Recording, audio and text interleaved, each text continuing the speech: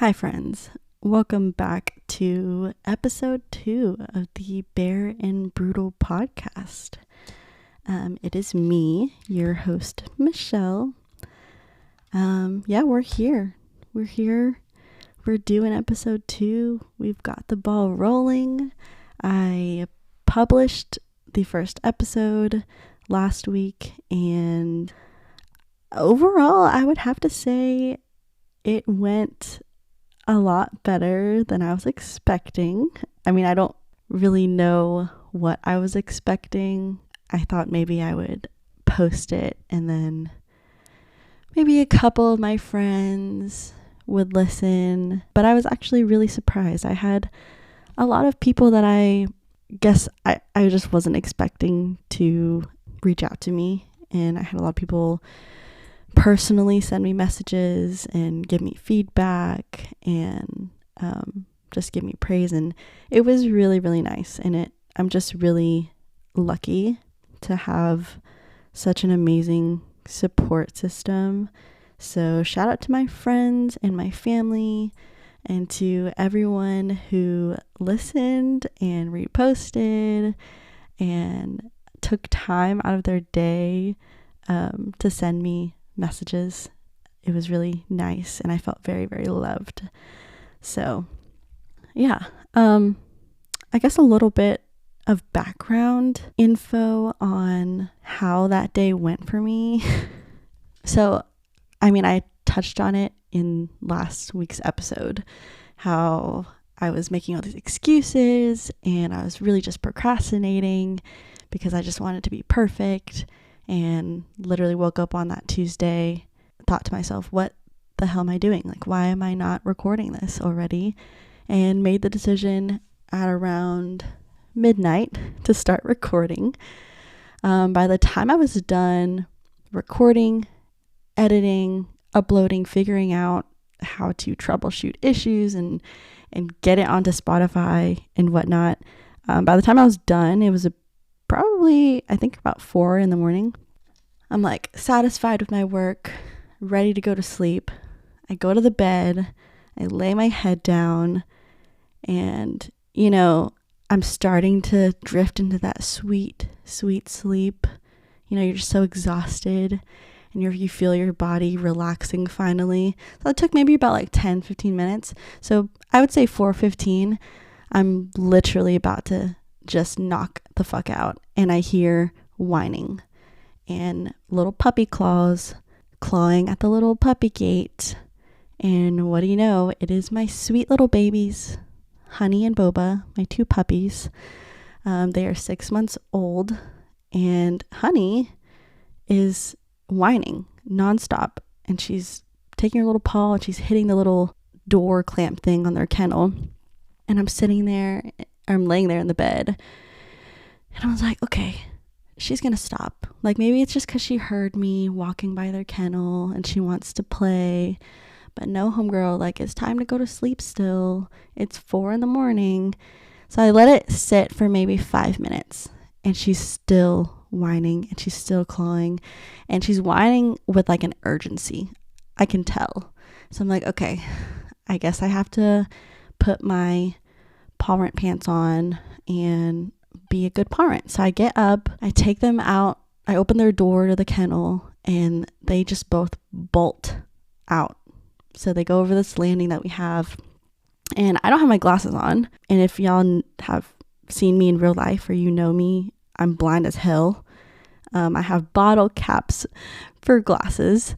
So I'm going to the bathroom, and I'm like, okay, let me quickly put my glasses on, and I'll go downstairs and I'll take them outside. I didn't even get to put my glasses on fully before Honey and Boba just bolt down the stairs, and I hear her going to her favorite little spot.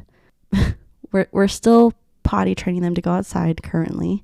It is definitely a process, but she goes underneath this pool table and pops a squat, and homegirl literally let out the most wet, gooeyest diarrhea in her entire 6 months of life.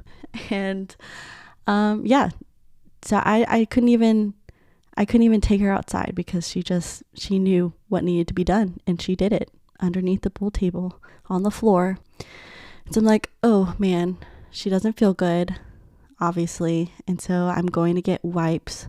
I'm going to get materials to clean it up. And while I'm on my knees, 4:30 in the morning, cleaning up this gooey mess on the floor, Boba, my other puppy, starts gagging. She's like, ugh, ugh. And she's like kind of twerking while she's gagging. And I rush over there and I try to catch her throw up. And I'm like, oh my gosh, what the hell is happening right now? Everything's just going to shit, literally. So Boba's gagging like she's gonna throw up. She did throw up, but I guess she wanted to be kind to mommy, and she decided to swallow her throw up. So there was no cleanup for me. A win is a win. I will take it. So that happened. I'm still cleaning up the whole mess. And then, so I told y'all we're training them to go outside. I saw this video of this couple training their dog to ring a bell to let them know that they need to go outside. So I had this great idea to train the puppies to press this little doorbell with their little nose. So we have this little button that's on the front door, tall enough at their height to boop with their little nose when they need to go. Honey is really great at it. So I see Honey like she's about to touch her nose on the button, and keep in mind it's 4:30 in the morning, everybody's asleep, so I don't want the doorbell to go off, and I snatch her away. And I'm like, okay, I know you need to go. So I have to get their whole get up ready. I get their harnesses. They have this little dual leash thing we're using, and I'm really trying to rush because I do not want her to just explosively diarrhea all over me. So I'm in a rush and take them outside, and what do you know, it is raining and sprinkling outside. And I don't know if this is just a universal puppy thing where they hate water and they hate rain on their paws and just wet grass, but our puppies hate wet grass. They refuse to go if the grass is wet or anything's wet. So it was a long shot, but I took them both out there. I'm trying to walk them around so that they can do their business, and it's just not happening. The rain is falling. It's making little droplet noises. Boba's freaking the fuck out. She's barking, and I'm like, this is not working out. I'm so sorry, Honey and Boba. I mean, you had your chance. We're going to go back inside because Mama is tired. So go back inside, clean them, finally walk them back upstairs, put them back in their kennel. By the time I was back into my sweet bed, it was around, I'd say 5 in the morning, 5:15. So the whole ordeal took me about an hour. Yeah, it felt like I slept for maybe 2 seconds, and then I was awoken again by Honey's whimpering. She was whining again. Opened my eyes, and my boyfriend and I, we have this deal, like a schedule, where in the mornings he's taking care of the puppies. I get to sleep in a little, and then we switch later on in the day. So I'm pissed off because I'm running on like 2 seconds of sleep, and I hear her whining. I'm like, where the fuck is he? So I texted him. I said, where are you? Honey's about to shit herself. And he was in the shower. So I hear her whining again with that same urgency, and I don't want her to do anything in her kennel. So I get up and wobble myself downstairs. By the time I get to the stairs, my boyfriend Michael comes out of the bathroom. He's like, what now? And I mean, y'all don't really know me like that, but what you're not going to do is talk to me in some kind of tone with some attitude at 7 in the morning when I just slept for barely 2 hours. So I was like, you know what? Let me calm down. So I told him, I was like, well, she's whining, and I don't know if you knew this, but we had a time last night. Honey and Boba, they put a ringer on Mama last night. So we go downstairs. He's like, yeah, I know. She did the same thing. She had an accident again. I'm like, dang. So he takes her out. He brings her back in, and I asked him, like, oh, did she go? He's like, yeah. And I think he had a time the night before as well. Everybody, whole family's running on, no sleep. We're all very just pissed off at each other. So he puts them in their kennel, and I was like, I didn't like how you put them in the kennel like that. I was like, it's not their fault that they're sick. And he's like, I know. And that was another trigger. I was like, did you just cut me off? So at this point, I know anything he says, anything that comes out of his mouth is going to just set me off. So we were walking upstairs. He's stomping his feet. I'm stomping my feet. He goes to one room. I go back to the other room, to the bed. And I lay down in the bed. And I am seething. I am so angry.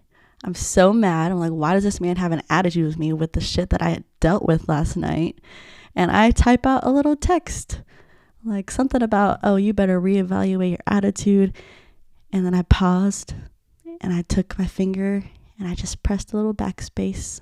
I was like, Michelle, we're going to choose peace right now at 7:30 in the morning.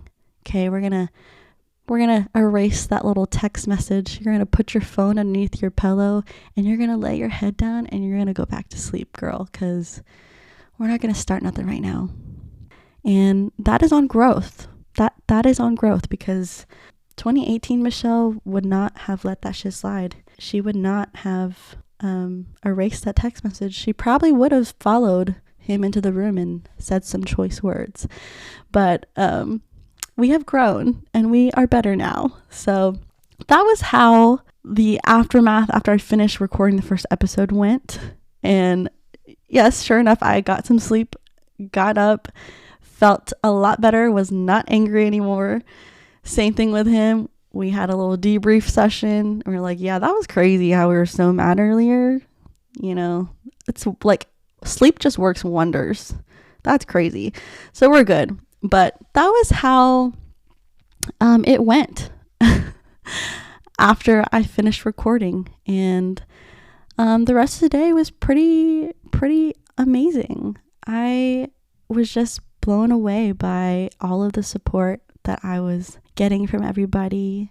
I made an official post on Facebook too, because I had already made an Instagram account for it and, announced that, coming soon in August, but I don't really go on Facebook like that. So I thought, I'll just post it on Facebook when I actually record something. So I made a whole post on Facebook announcing that I had this podcast, that I have my debut episode, so please go listen to it. And in my little description of the podcast, I put that as a former teacher, and not everybody knew that I quit teaching. Wasn't necessarily something I was hiding, but wasn't also something that I was advertising per se. So I had a lot of questions and people just reacting to that. They're like, oh my gosh, I didn't know that you weren't teaching anymore. So I guess for this episode, I kind of wanted to update people or talk about where I am in my life and what the fuck I'm doing. So yes, cat is out of the bag, I guess. I mentioned it last episode, but I resigned from teaching the past school year, and I am now a former teacher, no longer a current teacher. Why I decided to leave, I guess, is the big question everybody wants to know. It became a lot. There's a lot that went into my decision to leave, but ultimately the profession just became a little too much and too overwhelming for my mental and my physical health. I live in Texas. Gun violence is a really, really real thing. And my first year of teaching, I experienced a school shooting that occurred literally 2 minutes, like walking distance from the middle school that I taught at. Although it didn't directly happen at the school that I was teaching in, we were on lockdown for pretty much the entire day. There was just a lot of no communication. And so the whole time, teachers, staff, students, they're all thinking, oh my gosh, like, is he coming to our school? And I guess I didn't realize that there was a lot of trauma there. I still dealt with a lot of, I don't want to say PTSD. I don't really know what to label it, but had a lot of anxiety that stemmed from experiencing those things that day. And I carried that into my second year of teaching. And there were just so many incidents that occurred also in my second year of teaching that related to gun violence. And that's not normal. Talking to veteran teachers, they're like, no, this is not a normal experience at all. So for me, it was, that's kind of all that I've known. Like everyone else, these veteran teachers, they had something else to compare their experience to. For me, this was it, dealing every day with something like a threat or a kid saying something, or so-and-so brought something to school. It was just a lot dealing with that. And I feel like I still kind of have a habit of invalidating myself about the whole ordeal and the whole situation, because I'm like, oh, Michelle, nothing bad really happened. Like, you didn't really experience a school shooting. Nothing serious ever came about it, but it felt really real, the fact that I could go to work and not come home today type thing. Like, that was something that really would routinely go on in my mind. And I don't ever talk about this. I don't think I've ever talked about this with family, really. But I dealt with so much anxiety, like especially after that first year. I had to drive by that high school that it happened every single day on my way to work. And I remember the weeks after, I would drive to work and have panic attacks in my car along the way to work every morning. And that anxiety just festered. I never really dealt with it. And so I think when you push things aside or push them down and you don't deal with things, they just grow larger and bigger and more scary. And so I carried that anxiety with me. And when things just keep happening on top of those things, it creates this, this big monster of anxiety inside of you. So yeah, I remember panicking in the mornings if I didn't say goodbye to my boyfriend, because I'm like, oh shoot, like I need to say goodbye to him because this might be the last time that I say bye to him, and I need to make sure that like I say I love you. Or there were times I literally had kind of a mock-up of a will that I typed out in my note. I had a whole little guide on there. It's like, oh, if I end up dying, here are a list of people that you should notify, and here's how I would want my funeral to be like. Like, it was very morbid and, dare I say, dramatic? I don't want to say dramatic because it felt very real to me, but if I can frame it in a way for people to understand, like I literally feared for my life every day. It was always in the back of my mind going into work, and the fact that as a teacher, these are realities that we have to face. I think that fact was just really, it weighed heavily on me, and my mental health really suffered. So that was one factor why I decided to leave teaching. I also this school that I worked for, I loved my team, and ultimately that's why I stayed, because I remember my first year of teaching.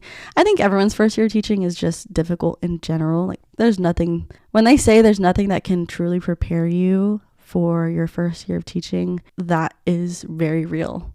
Nothing I learned in college or nothing that I observed in my student teaching could have prepared me for the real deal. My first year was wild and it was terrible. And I think around December, I already started looking at other avenues I could take. I was like, what can you do with an English major in Texas? And I remember I was so dead set. I was like, I'm done. I don't think I can do this.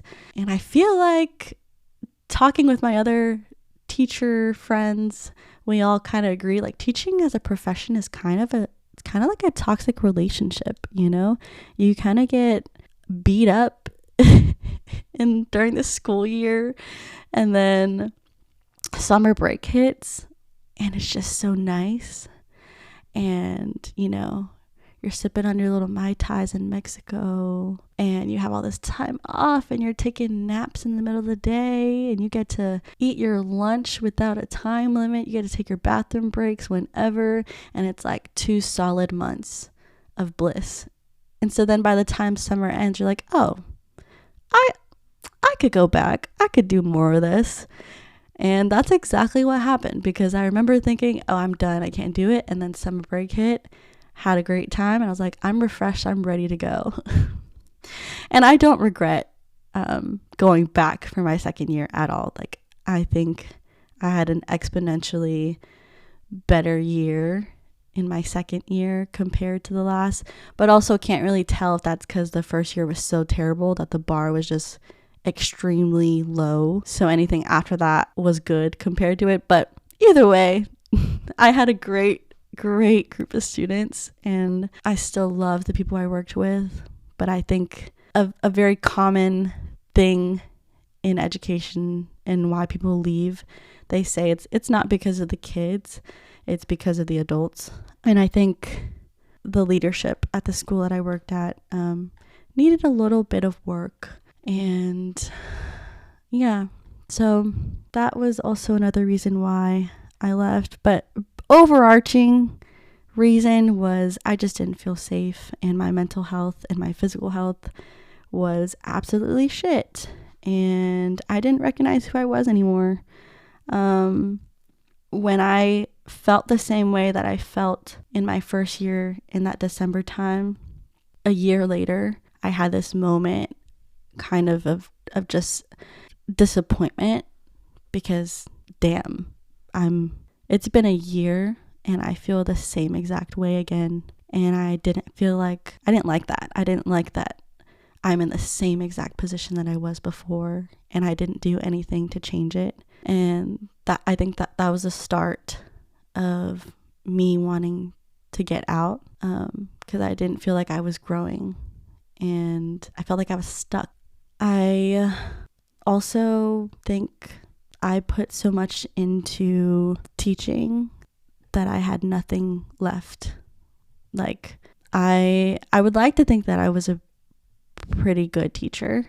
I gave everything. I put my whole back into it. And the thing with that, though, is I didn't have anything left for other aspects of my life. I feel like I tied so much of myself to my career and my job. And from that 8:15 to 4:30, I was on 110%, giving everything to those kids and teaching and trying to be the best that I could. And then when 4:30 hits, the switch turns off and I'm like, okay, there's nothing left. I'm so exhausted. I would come home from work and literally go into my room and just sit there in the darkness. And I was exhausted. I had nothing left for anyone else. I was a good teacher, but I was a shit friend. I was not putting in the same kind of effort into my relationship, not only romantically with my boyfriend, but I wasn't a good daughter. I wasn't a good friend. I wasn't a good person to myself. There was no time that I set aside to pour into my other passions or my hobbies or my interests.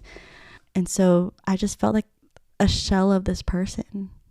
And I didn't like that either, which is so hard. Like, I can talk about this now because it's been months since I decided to leave teaching, but I definitely went through a whole mourning process, because it's not like I left education because I didn't love what I was doing. I don't think that a person puts that much into something and doesn't love it. I loved my students. I loved the relationships that I got to build with them. I love, the act of teaching, but it was just everything else that was too much. It was a lack of support from admin. It was, dealing with things regarding gun violence. It was, some days where I'm like, oh, I'm just a glorified babysitter, correcting behavior and not focus on content whatsoever. Like, am I even teaching these kids? It was not being able to have an actual lunch. Teachers, by the time you drop off your kids and you get your bathroom break, you have maybe a solid 10 to 12 minutes to scarf down your food. And most days I would just save my lunch to eat during my planning period. It was not having time to go to the bathroom when I needed to. Like, planning out, here's the times I can go to the bathroom, because, you don't want to ask someone to watch your kids, or you can't just like up and leave when you gotta go. So lots of different aspects. And this is just my experience. I'm sure, everyone's experience is unique, and maybe it would have been different if I was in a different grade level. I did do middle school, and they say middle school is not for the weak, and they are right. love those little babies, but they be putting you through it and you cannot be weak. So yeah, I decided to leave, and it was really, really hard because I still very much have that passion for teaching. I still love building those relationships with those kids, and I felt like I was giving up. So I'm like, oh, if I'm not doing it, like who is? Like, I remember the students I had this last year, they wanted me to move up with them to 8th grade, and I had one kid actually create a petition for me to get moved up to 8th grade. And man, they were such a good group of kids, and that made it super hard to leave. I was an absolute mess the last couple of days of school. I decided to tell all of my students that I wasn't coming back and I was leaving teaching to see what is in store for the rest of my life. And when I tell you, there were no dry eyes in that classroom, and it just made it so hard. Like, I had a little yearbook thing, and I had my students write me notes, and the kids brought me gifts, and we're taking pictures together, and we're crying together. It was hard. It was really hard. Just a lot of emotions. I definitely think that I'm still grieving leaving education. And it's a process, grief is not in any way linear. I just had so much sadness leaving because I just really still loved the students, and also committing to the decision to leave was really scary. I mean, I talk about, the last episode I talked about perfectionism and how I plan every single little second of my life because I want to be prepared, and that stems from my major anxiety and major control issues. So when I made the decision to quit and not having a plan or direction as to where I was going next, that was really, really nerve-wracking. I was scared, and I'm still scared. But I, realized after having conversations with coworkers, I had conversations with coworkers who were also making the decision to leave that last year. And I just realized that, the fear of the unknown is never, ever going to go away. And I think something that I'm continuously working on and trying to remind myself is that I can still do things while being scared. Committing to that decision and remembering why I'm leaving, betting on myself and having faith in my own abilities. It was big of me to do that. And it was really, really scary because I had no idea where I was going. And I say that as if I have figured that out. I have not. I'm still scared. I'm still so lost right now. And I'm still really sad that I left. And I'm grieving kind of the loss of those relationships that I had with my students and the possibility of future students. Sad because I'm not, working with the same people that I have been working with for the past 2 years. And they were great people. I love a good routine. And so for 2 years when you're doing something and suddenly you're not anymore, it's like really jarring, I also feel like there's this kind of camaraderie that comes with being a teacher. Like you're kind of in this exclusive club, if you will. And there's a satisfaction that you kind of get from the respect that comes with the title of being an educator. So that also, I felt like I lost something with that, and loss of something I was passionate about, something that gave me such a huge purpose and connection in my life. I had bouts where I would just burst into tears. I cried when I was taking my classroom stuff down. I cried when I gave my little speech to my students telling them I'm leaving. When I experienced my last teacher appreciation week, I was in shambles because I was like, literally, I remember I was telling my boyfriend, I was like, I have to take advantage of all of the teacher appreciation week deals because I'm never going to get to do this again. And I remember he drove me to Whataburger in the morning because they were giving teachers free breakfast that entire week. And I'm literally sobbing in the Whataburger drive-thru next to him because I'm like, when am I ever going to get to do this again? I didn't get to take advantage of this like I should have. So yeah, lots of grief still going about. When it was the first day of school this school year, I cried because I was like, man, I'm supposed to be there, and it was really weird not being there and preparing and setting up my classroom.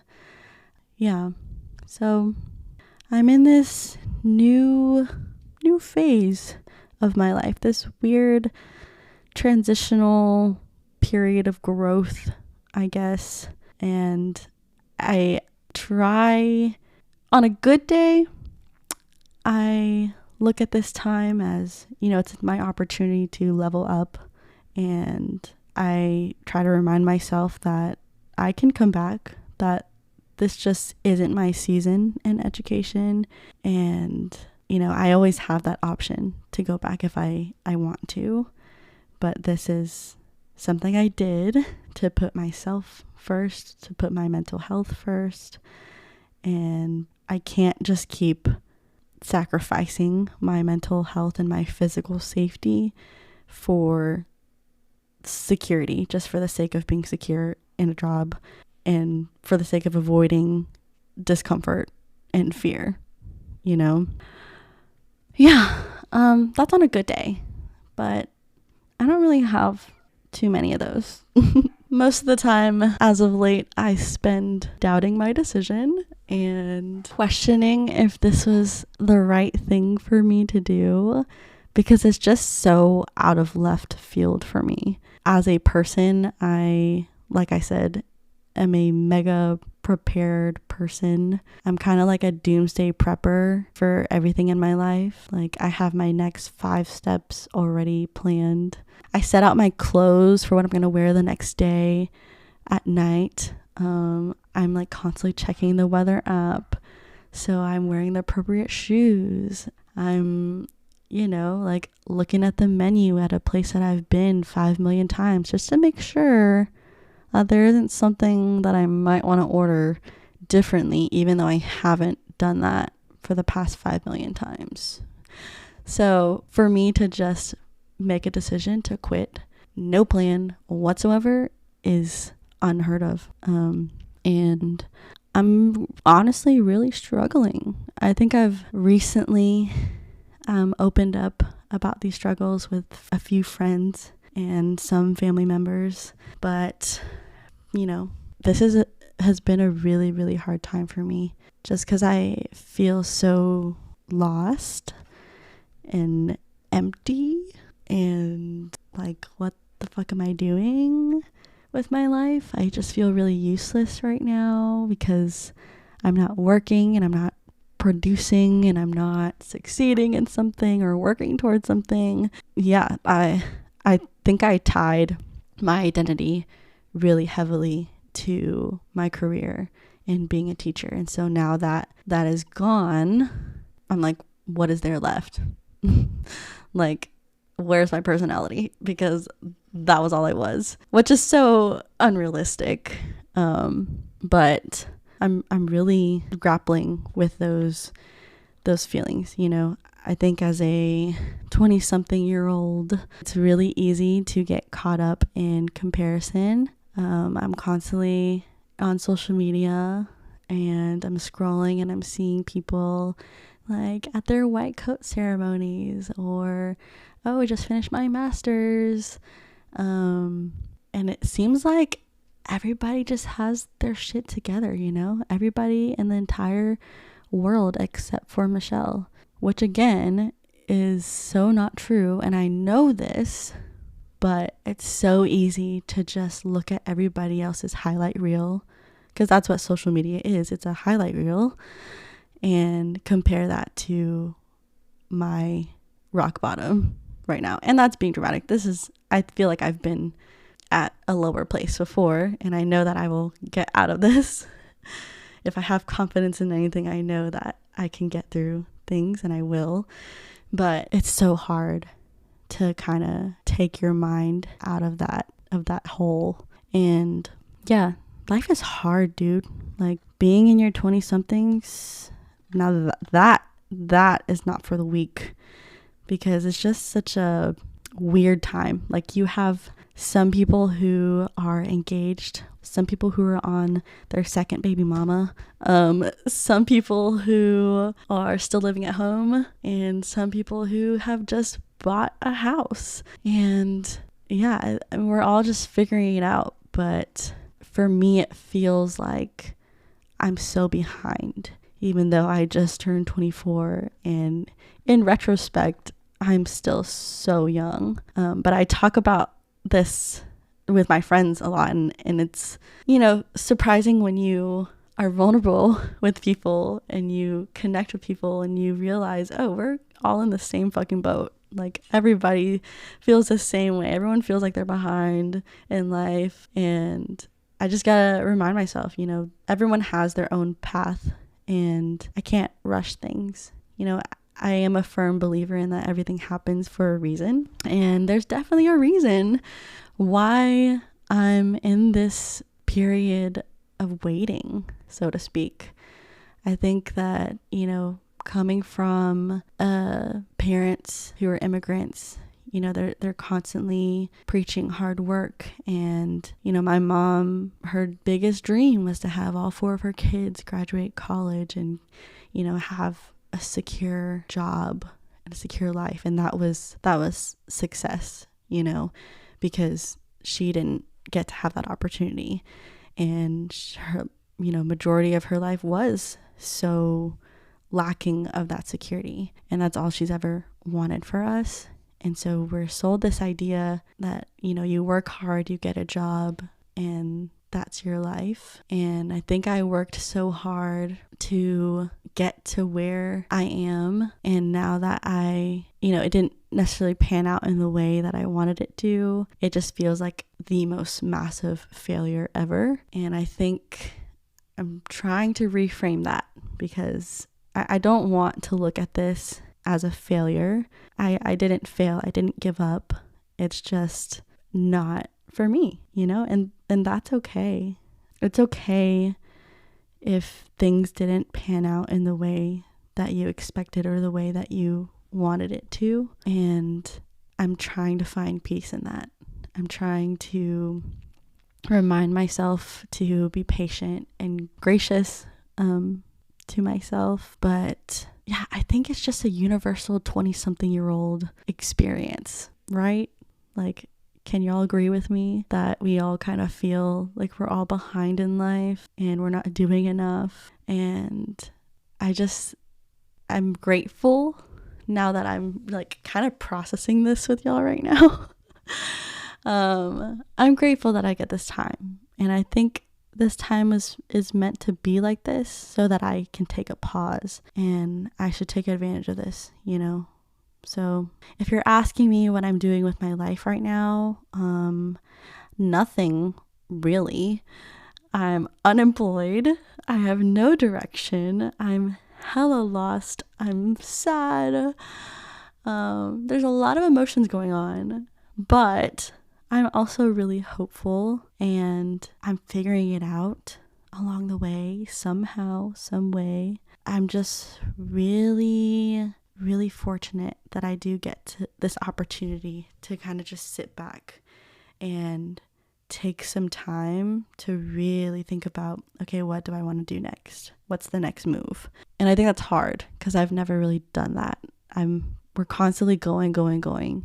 And now that I don't have a career or things to distract me, I'm just left with all of these thoughts that I have been avoiding. And, it's funny thinking about how that's kind of the culture in America. You know, we're constantly on that grind, like wake up and you're like, let's go get that bag. And we just have this grinding culture in America. Like, we're hard workers and we always want to do, like, what's the next best thing? What are we doing now? Tell me what's next. And we're constantly focused on the future. And I think that's great. I think that you accomplish a lot when you're hardworking and you have a goal set in mind, right? But if I've learned anything from this time right now, it's like sometimes there is value in taking a moment to step back and reflect on everything that you did to get to where you are.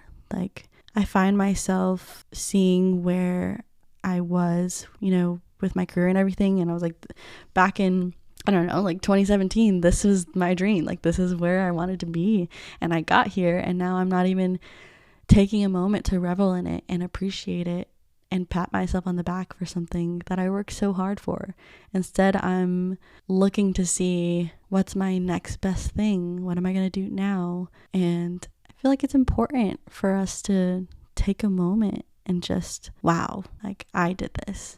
So, yeah. And I think I was able to make that kind of realization from traveling. I was lucky to get to go to Italy this past summer, and it came at such an opportune time because I went directly after school let out. And so getting to go over there and be in a different country and different environment and see a different way of life was really refreshing. And it just made me kind of hate America even more. I am kind of an America hater. Hashtag I be drinking that haterade. Because, like, I mean, obviously I'm so fortunate to be living in America, right? But seeing on TikTok and also seeing in real life how their way of life is just so different over there. Like, they are not consumed with the American dream. They don't live to work like I feel like we do in America. We're constantly on this grind, and they're like, let's take our time eating lunch in the middle of the day and drink a glass of wine and catch up, friends. Like, even down to, like, when you go to a restaurant, you have to ask for the bill because they're not going to bring it to you, because their employees at restaurants are actually paid a living wage. And so they're not rushed to turn the tables and get their next customer. And you're not rushed, you're just living your life and you're having lunch with a friend on a Tuesday afternoon. Yeah, I don't know. I thought about, like, leaving the country and going, I don't know, to Belgium or something. I don't think that I have enough education to be talking about this, but from my TikTok university and the videos I see, it just seems like other countries in Europe have it figured out when it comes to healthcare, how they treat their mothers in the countries, like pregnant women, their education systems, the way they structure their work. Like, I met these two lovely Australian ladies when I was in Italy, and they literally were taking a month off of work, and one of them I think was also in the medical field, but another one was a nurse. And I'm like, that's fucking unheard of in America. Like, what nurse can take a whole month off of work to go travel the world like that freely? Like, yeah. So was very eye-opening to be in another country and see how people live. It's just so different from over here. So yeah, that's where I'm at, you guys. I am kind of discovering still what I want to do next. If you have any ideas, you could hit me up. That I would appreciate that. I guess I'm in this just period of healing, dealing with a bunch of shit that I have been putting off and distracting myself from and avoiding, trying to pour back into the aspects of my life that were neglected when I was so deep into my career, pouring back into my friendships, pouring back into my relationship with my boyfriend, and trying to heal my mental health, working on myself, working on my fat ass, going to the gym, and spending time with my pups, So yeah, I started this podcast. I'm doing the damn thing and figuring it all out, and I think that's the theme of your 20-somethings. We are all figuring things out. So if I can leave you with anything at the end of this episode, because I think I'm going to wrap up.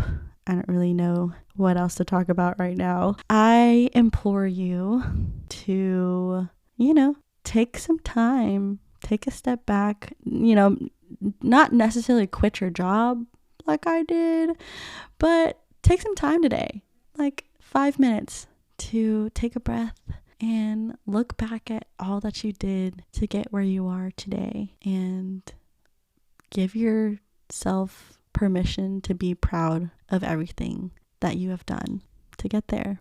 Give yourself a pat on the back. I'm proud of you, and I'm proud of myself. So yeah, I guess I will wrap up this episode. Thank you for tuning in today, and I don't know what's to come with the next episodes, but I'm working, okay? I'm working on it. All right. I still don't know how to fucking end these things. Bye. Have a good day. Talk to you next time.